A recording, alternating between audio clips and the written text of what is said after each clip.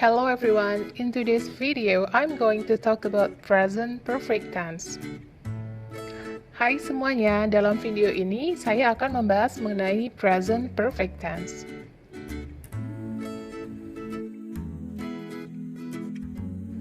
Fungsi dari present perfect tense yang pertama, untuk menyatakan kegiatan yang dimulai di waktu lampau dan masih berlanjut hingga sekarang atau saat ini.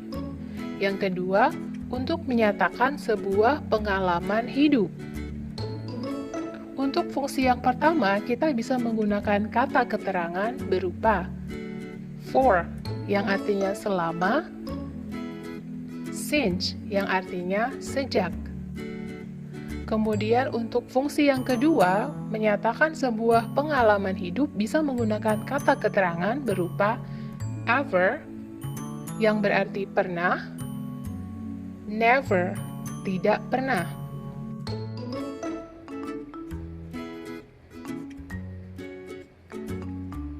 Selanjutnya kita bahas mengenai bentuk dari kalimat present perfect tense. Present perfect tense.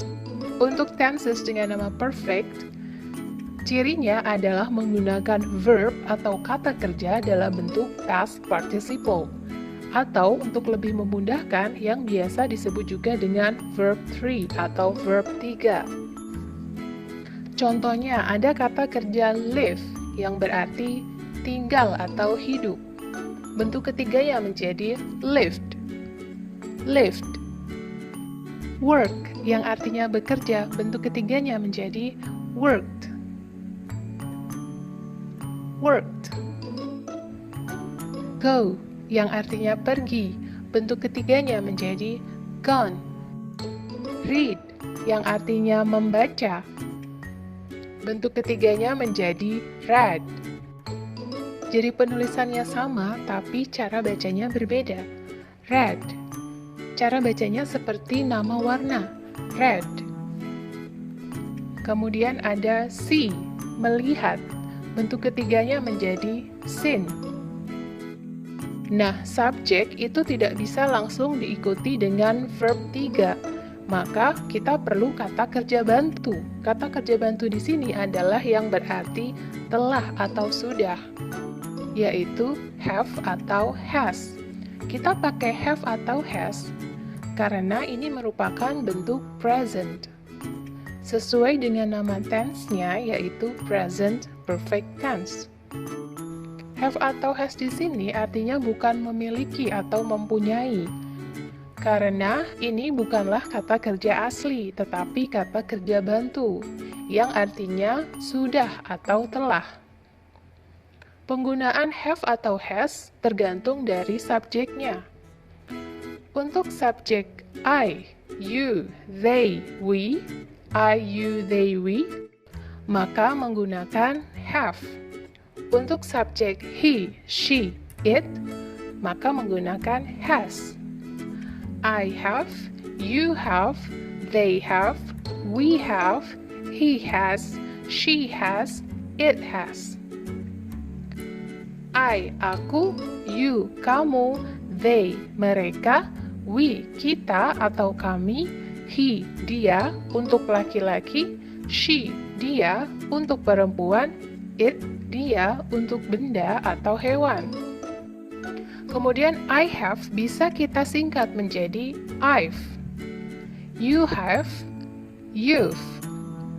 They have, they've. We have, we've. He has, his. She has, she's. It has, its. Sekarang, mari kita coba membuat kalimat present perfect tense. Jika kalian ingin membuat kalimat yang menyatakan sudah atau pernah, maka kalian harus ingat present perfect tense. Contohnya, kita akan membuat kalimat aku sudah membaca buku itu. Maka kalimatnya menjadi I have read this book. I have. Setelah subjek diikuti dengan kata kerja bantu. Subjek I diikuti dengan have. Kemudian diikuti kata kerja bentuk ketiga. Di sini adalah membaca, read. I have read this book. I have read this book. Aku sudah membaca buku ini. Nah, I have di sini bisa kita singkat menjadi I've. I've read this book. I've read this book. Untuk kalimat negatif, kalian cuma perlu menambahkan not setelah kata kerja bantu has atau have. Contohnya, I have not read this book. I have not read this book. Aku belum membaca buku ini. Have not bisa kita singkat menjadi haven't. I haven't read this book. I haven't read this book. Untuk kalimat tanya, kita tukar posisi kata kerja bantu dengan subjeknya. Maka kalimatnya menjadi, have you read this book? Have you read this book? Apakah kamu sudah membaca buku ini? Kemungkinan jawabannya ada dua, yaitu yes, I have. Ya, sudah. Atau no, I haven't. Belum.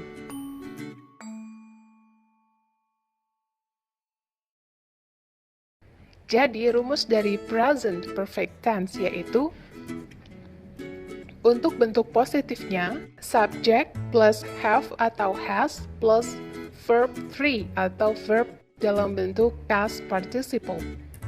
Untuk bentuk negatif, subject plus have not atau has not plus verb 3. Have not bisa disingkat menjadi haven't, has not bisa disingkat menjadi hasn't. Kemudian untuk bentuk kalimat tanya, rumusnya adalah diawali dengan have atau has, kemudian subject, kemudian verb 3.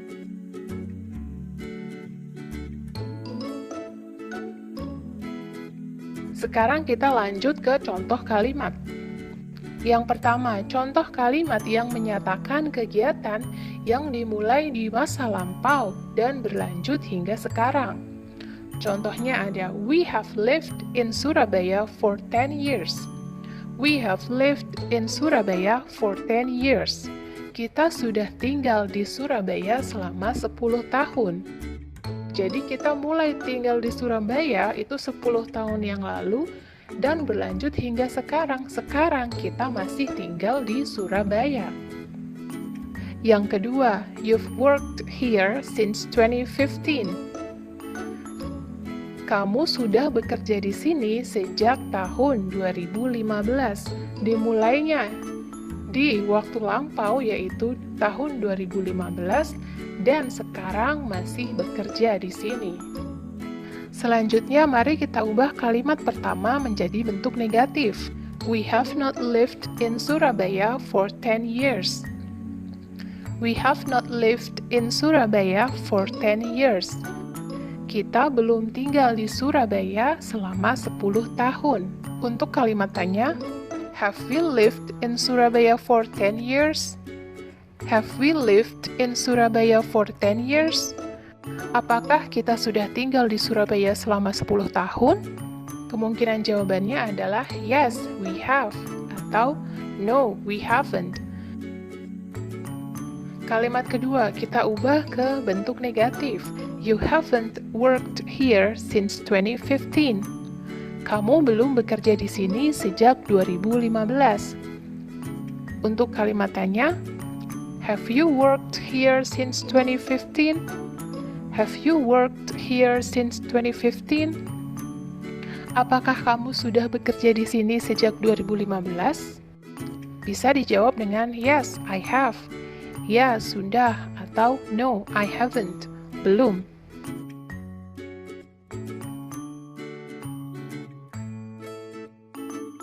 Selanjutnya, contoh kalimat yang menyatakan pengalaman hidup.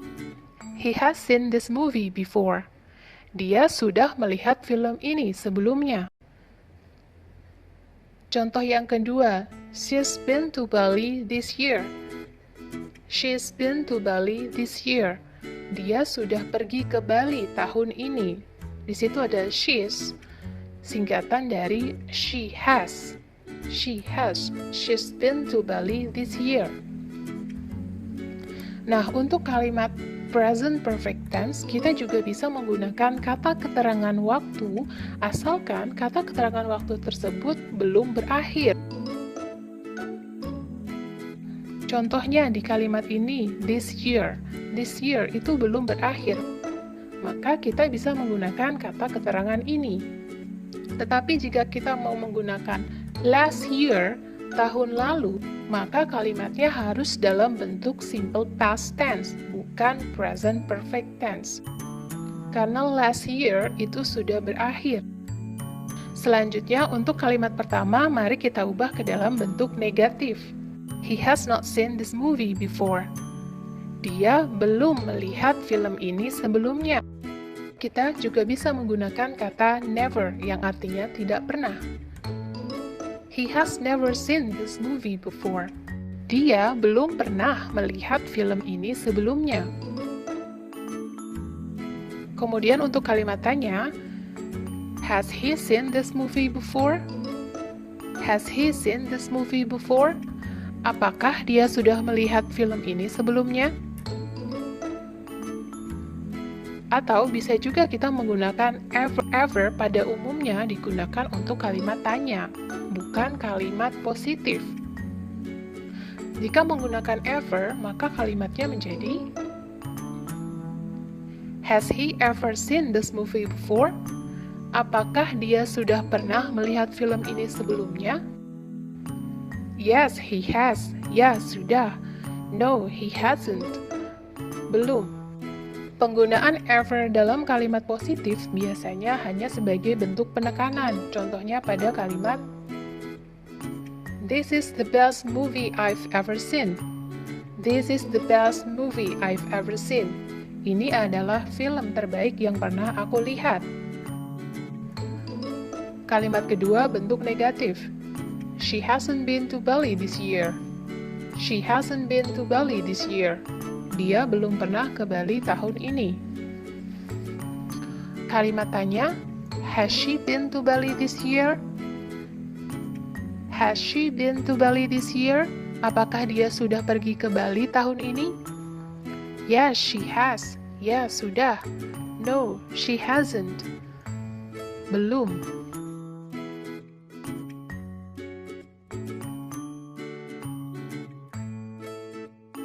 Selanjutnya perbedaan have atau has been dan have atau has gone. Have been atau has been artinya pergi dan sudah kembali ke tempat asal atau tempat semula. Sedangkan have gone atau has gone berarti pergi, namun belum kembali ke tempat asal. Contoh, where have you been? Where have you been? Pergi kemana saja kamu? Where has she gone? Where has she gone? Pergi kemana dia? Pada kalimat pertama, orang tersebut sudah kembali ke tempat semula. Sedangkan pada kalimat yang kedua, orang tersebut belum kembali ke tempat semula. I've been to Tokyo. I've been to Tokyo. Aku sudah pernah ke Tokyo. She's gone to Tokyo for a week. She's gone to Tokyo for a week. Dia sudah pergi ke Tokyo selama seminggu. Pada kalimat pertama, subjek sudah tidak berada di Tokyo. Sedangkan pada kalimat yang kedua, subjek atau orang tersebut masih berada di Tokyo.